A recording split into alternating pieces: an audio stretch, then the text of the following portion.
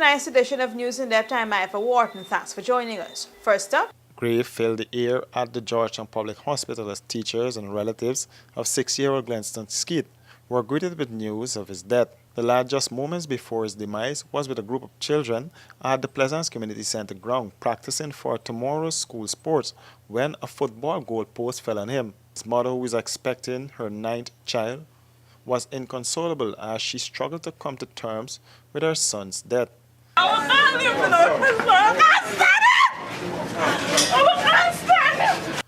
Education officials were on hand to lend support to family members as they too were touched by the tragic event. At his parents' home at Graham Street, Pleasance, his emotional father, Glenroy Skeet, said it was just around 11 this morning when he got the news and head down to the hospital, not knowing that his son was already dead. When I that work, then give me a call and tell me why he's gone at the hospital. I left and I go down there. When I go there, I go meet she and she was tears and so on. Then I go after, but I didn't get to see him up to now. But I said there's some goal post at the school far along. I know the children like them are swinging on the goal post and the goal post far along on the and penny down there.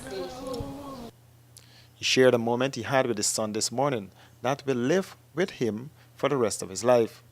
Very love him, but up to this morning, he only pick up dungs and he said, Daddy, you have to bring a dung, say you. Some mommy want no dungs now, but I'll take it from you later. He always joyful, he always make you happy. No, he always there by my side and things. I love him, I want to know this son. Real good child. He bad and so on, but he good to me, boy. He was real good.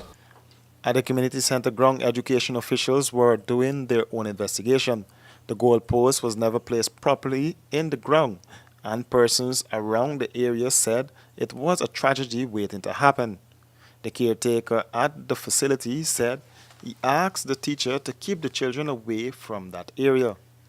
He said he was inside when he heard the commotion outside. We will return with more news after this break. Hey, looky there. Let me go techie boots. Boots? No, mama, I ain't gonna get lock up teeth in a big stinky 30-second boots.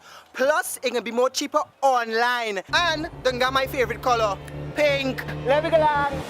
Online shopping. Cheaper, faster, better. Passback.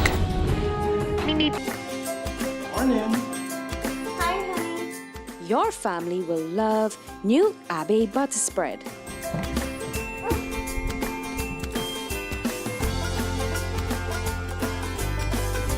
Thank you, Mommy. A heart-healthy choice with no cholesterol, Abbey is ready to use right out of the fridge. Smooth, spreadable, rich and creamy, Abbey is a great tasting butter spread. Try it today. Don't be fooled by anyone. Come to Beeson's for the best deals on all aluminum and UPVC windows. Our prices are unstoppable every time. Starting from as low as $13,500 VAT inclusive. Buy 10 windows and we'll give you a 24 by 16-inch bathroom window absolutely free. So if you're a builder, contractor, or Mr. Do-It-Yourself guy, follow the sign. Come to Beeson Windows and Doors, Lot 1228 Eccles Industrial Site for the largest variety of aluminum and UPVC windows. For more information, call 622-4197 or 226-1292. Welcome back. The two men who allegedly sodomized and murdered 13-year-old Leonard Archibald appeared in the New Amsterdam Magistrates Court this morning to answer to the indictable charge. The men, 29-year-old Hilary Edwards and 19-year-old Omadeli Christopher, appeared before Magistrate Alex Moore and were remanded to prison until December 8th. Inside the courtroom, the men stood expressionless as the charges were read to them. Both men confessed to the gruesome act to police investigators over the weekend. Outside of the courtroom, family members and friends were calling for justice and for the men to be placed behind bars. I feel pleased for the child, give them the more the child, people hard. Give them that justice, give them peace.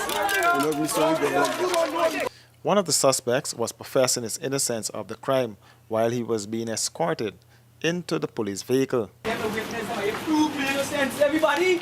This boy get me in here innocently. You understand? No, and I will prove it. I will prove it before the court. I will prove it before the court. Everybody, show. You get me a protest. Are you innocent? Everybody, are you innocent? The police is here. And the night when this thing occurred, there are numerous witnesses that this boy was with them all the time. You understand that they're prepared to stage a protest. These individuals are praying God, the people, let the authorities come and ask for witnesses that he was with them all night. Hillary said you had wanted to talk to a CID at the Central to confess that he alone did the act. Archibald's body surfaced last Saturday afternoon, some 6 days after he went missing. He was found some 3 miles from Brothers Village, East Bamboo Beach, on a mudflat in the river. The postmortem examination done on Monday was inconclusive due to the badly decomposed state of the body.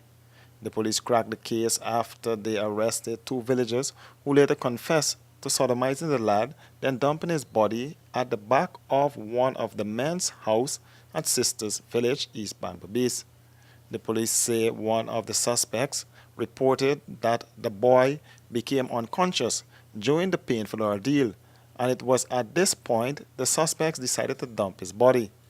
Archibald was laid to rest on Tuesday. President's Cup 2017 on Sunday, October 1st at the Rising Sun Turf Club. Over $6 million in cash and prizes. Come and see the 2017 Guyana Cup champion, Vera's Finally, battle in the feature event for a total purse of $2 million. Music by Double R Sound System. This event is powered by Banks DIH. Drink responsibly. 18 and over. Caribbean rice from the lush rice fields of Guyana, straight to your home.